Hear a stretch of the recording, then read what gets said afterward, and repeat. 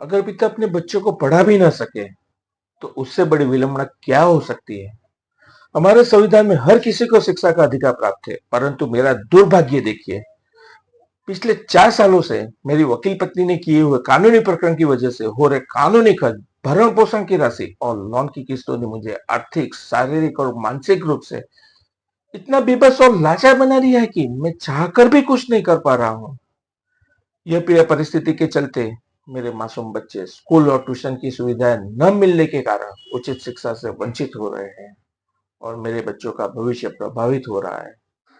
मेरा नाम अल्पेश पटेल है। मैं किसी व्यक्ति विशेष को आहत करने नहीं, बल्कि मेरे बच्चों का भविष्य सुरक्षित हो, यह विचार से आप सभी के पास आया हूँ। साल 2017 में मेरे बच्चों ने अपनी माँ का सहारा खो दिया था। बच्चों को फिर से माँ की ममता और पिता का प्यार दोनों एक साथ मिल सके, इस उम्मीद से मैंने विवाह किए थे।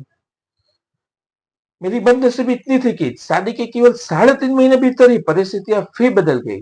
मेरे बच्चे फिर से माँ की ममता के लिए तरसने लगे।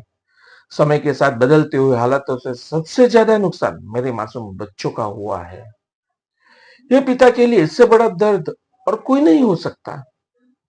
इस दबाव के हालातों से थककर मैंने तारीख 19/2/2026 के दिन मैंने अपना अंतिम निवेदन जारी करके जीवन समाप्त करने की भी कोशिश की थी, लेकिन सदनसीब से मुझे नया जीवन दान मिला था। यह हकीकत नीचे दिए गए दस्तावेज में मौजूद है।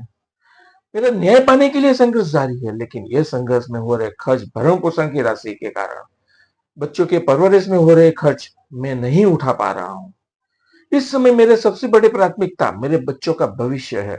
मैं चाहता हूँ कि मेरे बच्चों को फिर से शिक्षा का अवसर मिले, उनका जीवन अंधकार से निकल सुरक्षित हो सके।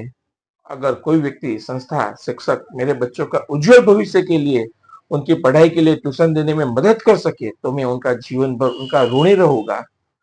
आपका ही कदम मेरे बच्चों का भविष्य उजागर कर सकता है। कृपया ये विनंती को स्वीकार करके मेरे बच्चों के भविष्य के लिए आगे आने के लिए आप सबका मैं आह्वान करता हूँ।